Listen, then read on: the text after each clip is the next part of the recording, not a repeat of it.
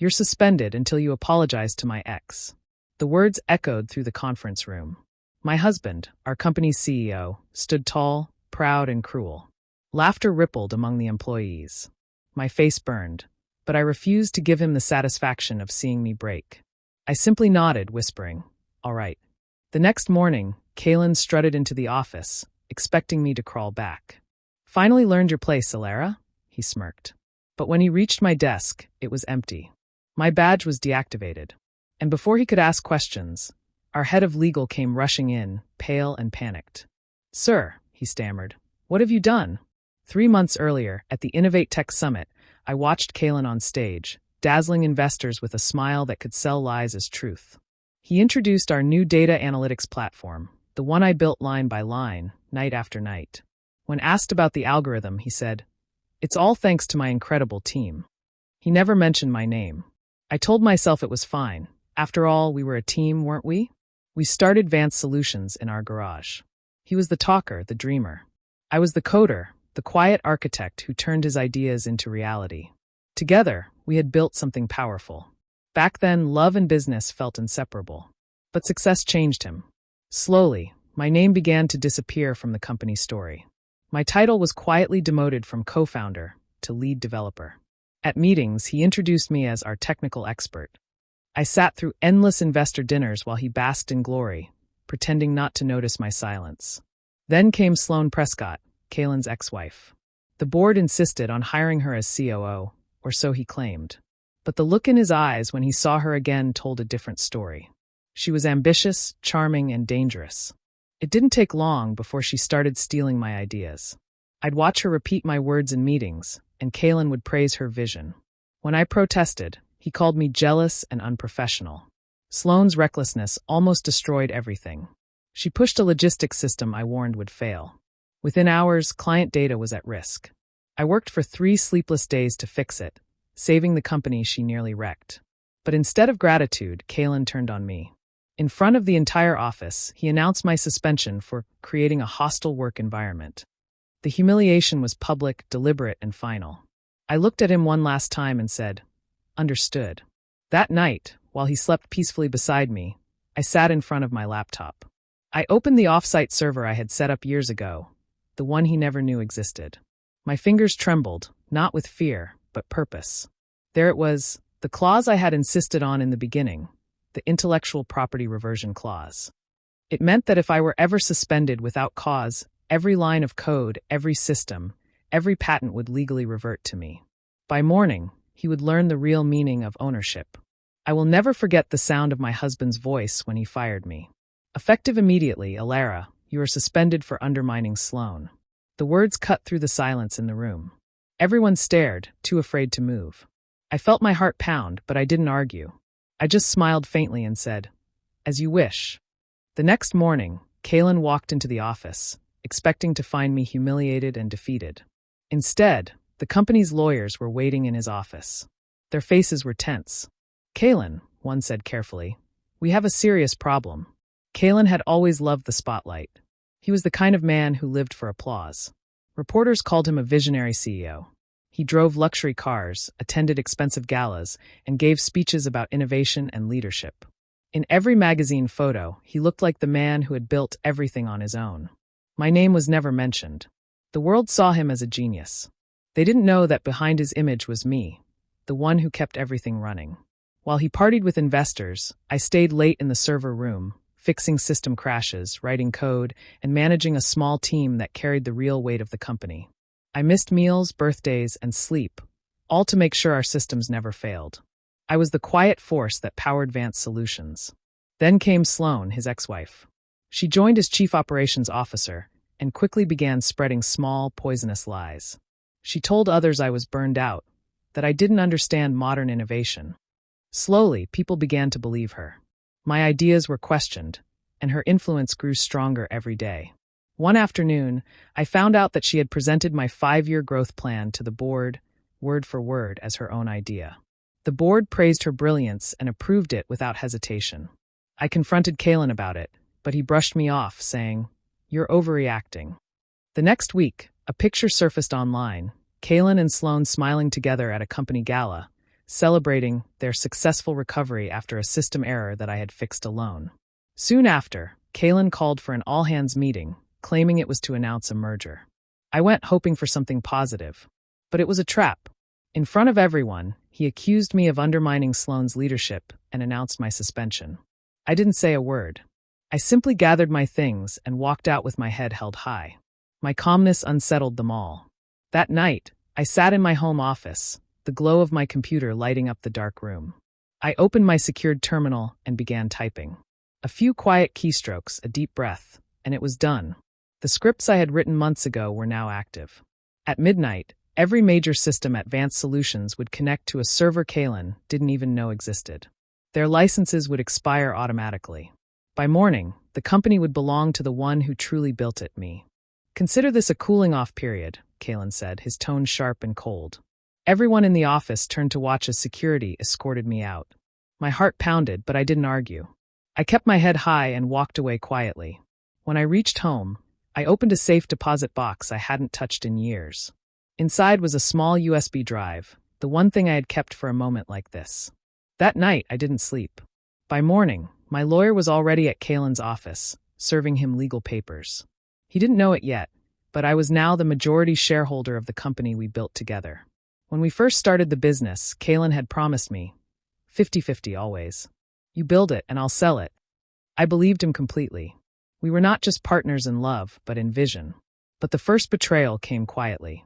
During the company's first funding round, I found out my shares had been reduced. Kalen had diluted my ownership without even telling me. My trust cracked that day, but I tried to believe it was a mistake. Then came Sloane. She didn't just take credit for my ideas. She worked hard to push me out. She whispered lies to my team, promising them promotions and bonuses if they reported directly to her. Slowly, my circle at work began to shrink. People who once respected me now avoided eye contact. My keycard stopped working on certain floors. My name disappeared from project emails. I was becoming invisible in the company I helped build from nothing. At home, Kalen grew colder. Whenever I tried to talk about what Sloane was doing, he called me negative and jealous. He said I was imagining things. I started to feel like a stranger in my own marriage. Still, I stayed quiet, trying to hold on to the dream we once shared. When he finally suspended me, he made sure everyone was there to see it.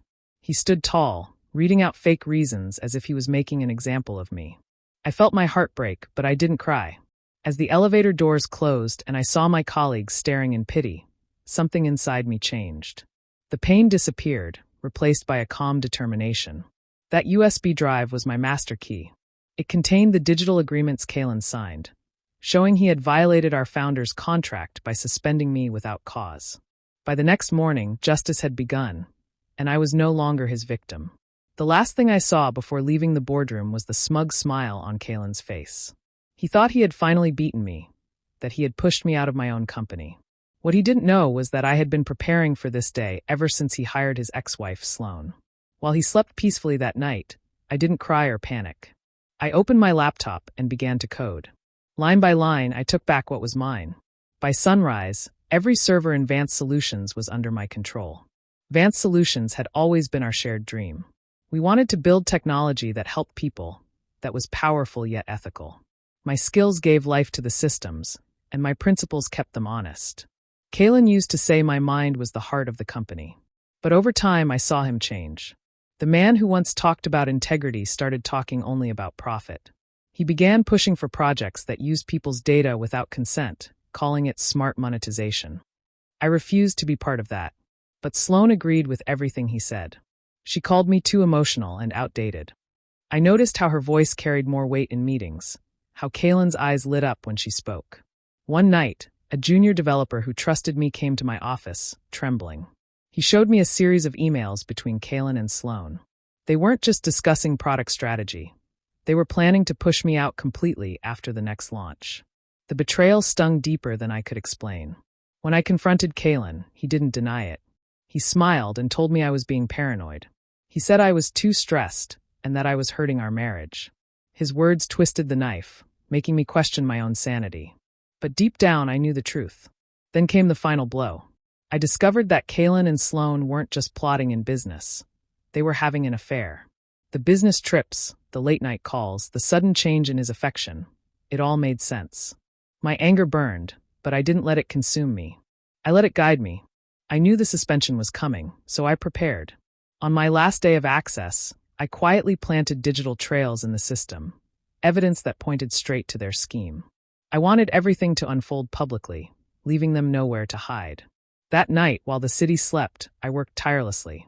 I transferred ownership of every code repository, every patent, and every system I had built into my own name. It was precise, silent revenge. By dawn, I was ready. I arrived at the office early and sat calmly in the lobby. When Kalen walked in and saw me there, confusion spread across his face. That look, the shock, the fear, was the first sweet taste of justice. The words hit me like a cold slap. I felt small and exposed in front of everyone, but I kept my face calm. I left the room slowly, carrying my things, and pretended that I was broken. Inside, I was planning every step. Ether was the thing that made the company breathe. It handled data, matched customers, and kept everything running smoothly. I had designed its layers so each part talked to the others in a safe way. Years of careful work sat under that name. To anyone outside, it looked like a product. To me, it was a promise, the promise that our work would be done right and without cutting corners. Sloan wanted quick gains.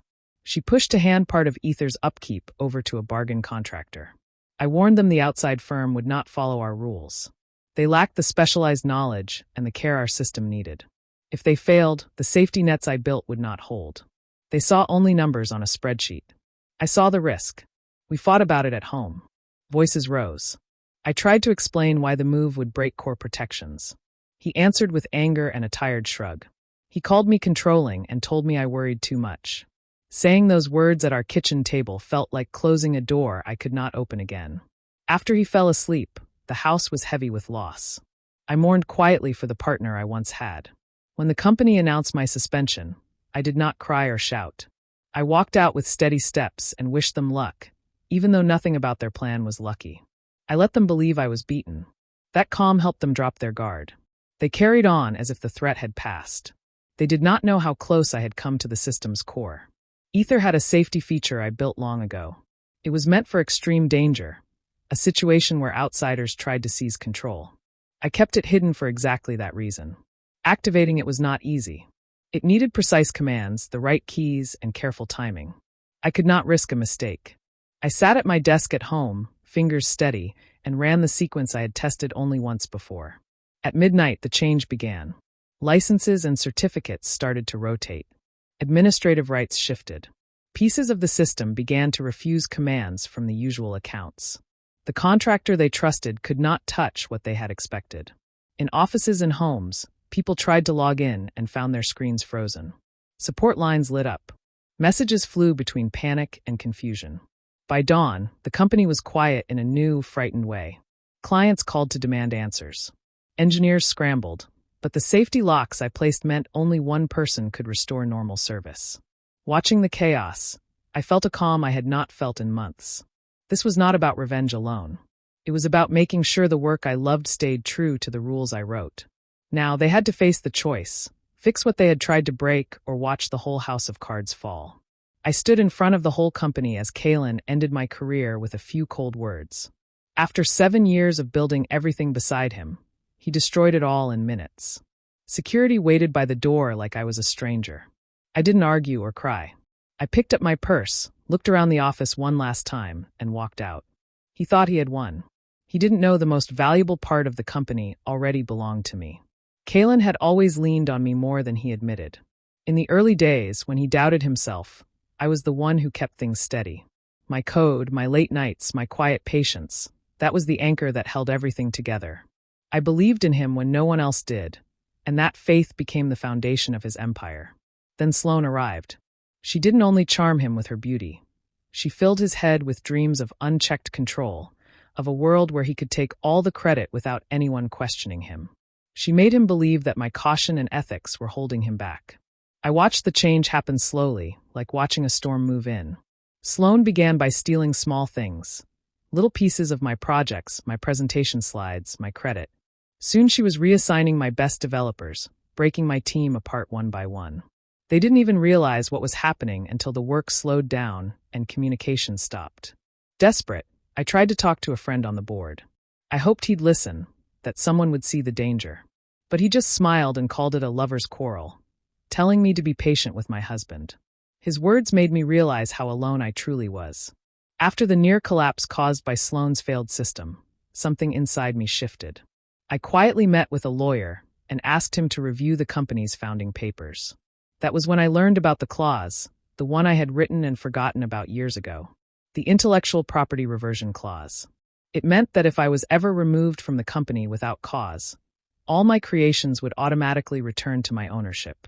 The next day, Kalen read my suspension from a sheet of paper. He didn't look up once. His voice was calm and practiced, like it wasn't about the woman who helped him build everything. I said nothing. When the meeting ended, I walked out and took a deep breath. My first call wasn't to a friend or family member. It was to my lawyer. "It's time," I said. "Initiate the reversion process." That night, while Kalen celebrated his victory with Sloane, legal teams moved quietly in the background. At exactly 12:01 a.m., the transfer was complete.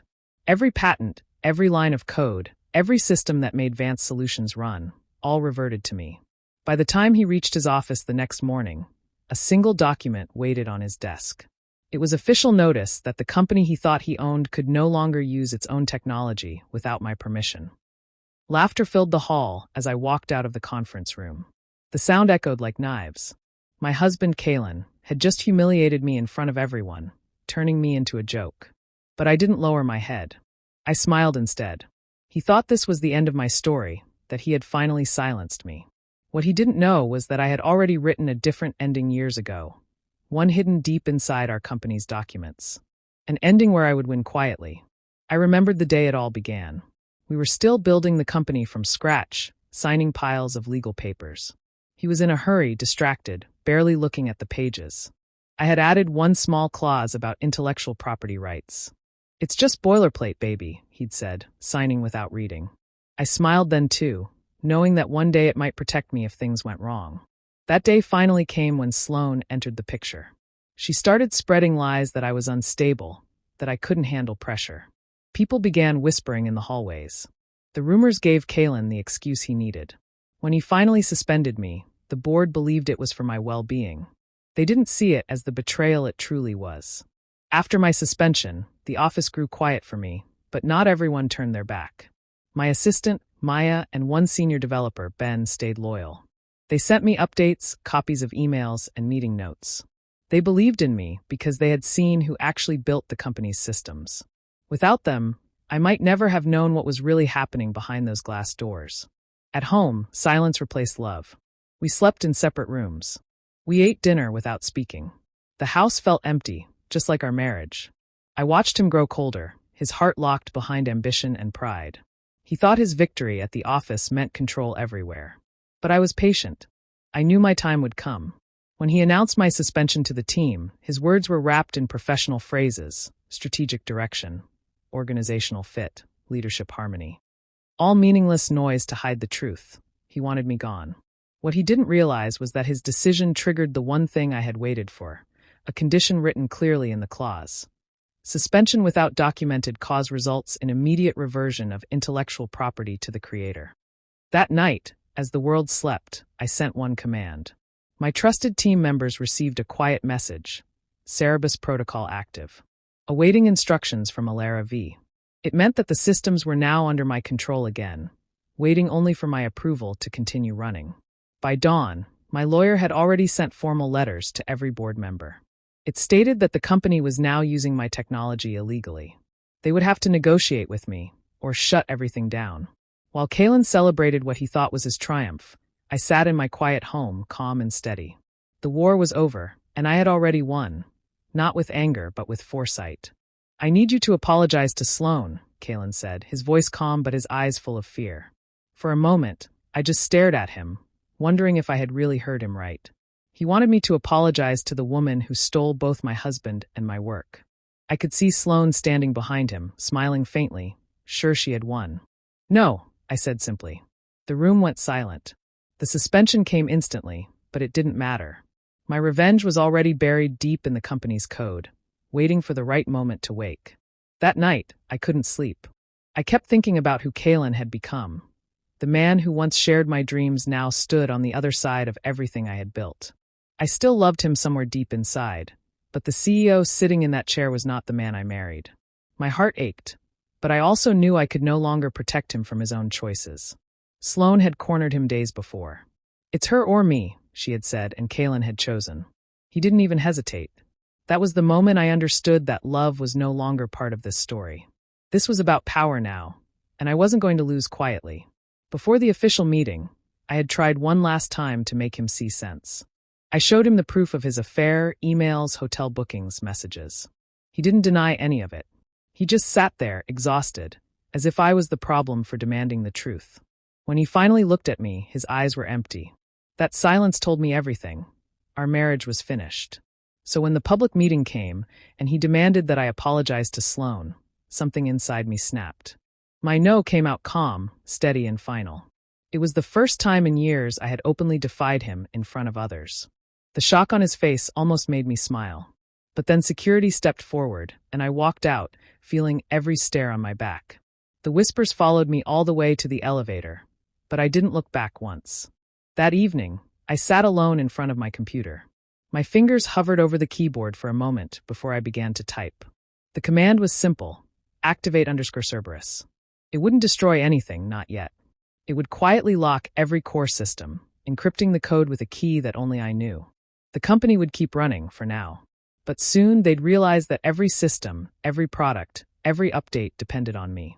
At 9 a.m. the next morning, an email went out to the entire board of directors.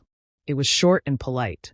To continue operating the technology that powers this company, a new licensing agreement must be negotiated with me.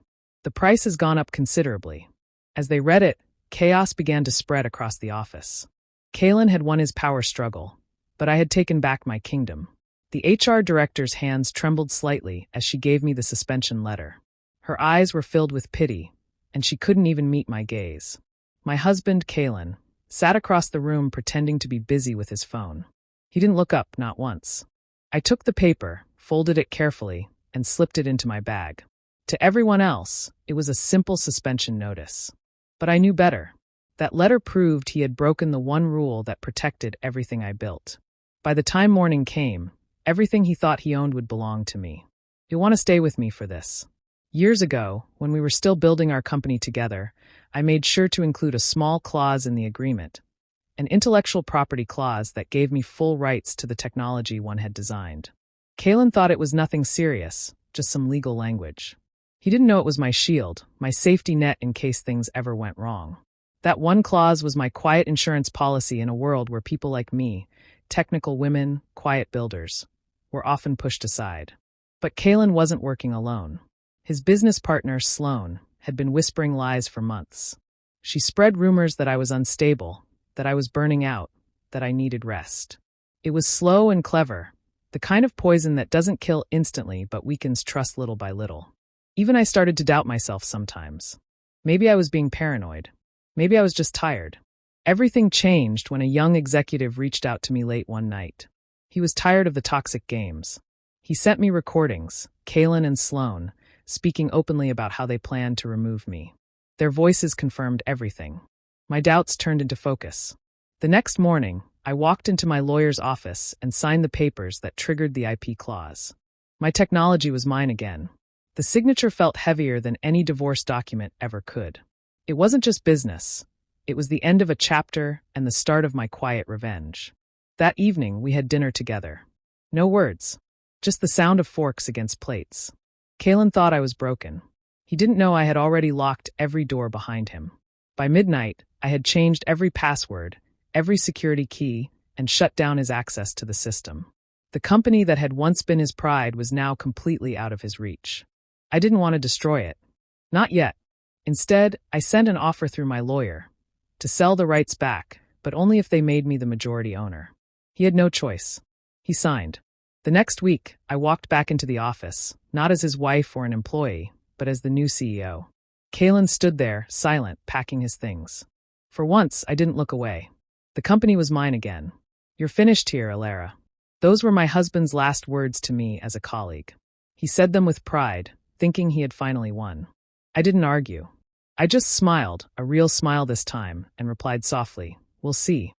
The next morning, the whole company was in chaos. Systems crashed, clients were angry, and the board was holding an emergency meeting. When Kalen stormed into our house shouting, "What did you do?" I calmly took a sip of my coffee and said, "I didn't do anything. I just stopped doing everything. You'll want to stay with me." Every line of code in that company had a path that led back to me. I had built the core of the system myself, the foundation that powered everything. I even designed it so that any major decision required my digital key. It wasn't just software, it was my blueprint, my signature across the entire company. Meanwhile, Sloan had spent months twisting Kalen's mind. She made him believe I was holding him back, that I didn't respect him. Slowly, she planted doubt until he saw me as an obstacle instead of a partner. He trusted her completely and turned cold toward me. It was painful to watch, but I stayed quiet. I was already preparing for what would come next. What Kalen didn't know was that I still had people inside, employees who believed in me and knew the truth. My assistant, some senior engineers, even a few board members. They stayed loyal, quietly keeping me informed and ready to act when the time came. Then came the suspension letter. It was exactly what I needed. My lawyer had been waiting for it, because that document confirmed the company had broken our contract. It was the final piece of proof. I didn't fight back right away. I made it look like I accepted defeat, which made them relax. They thought they had won. But the truth was, I had built the system to defend itself. The moment my suspension was processed, the software automatically locked them out. They couldn't stop it, because it didn't need me to press a button. It was already programmed to protect my rights. Panic filled the offices of Advanced Solutions. Kalen and Sloan couldn't access anything. Their empire froze overnight. I didn't destroy what I built. I simply took it back. With the legal victory complete, I returned as the rightful owner. Kalen and Sloan were gone, and I began to rebuild the company's true vision, with me once again at the helm.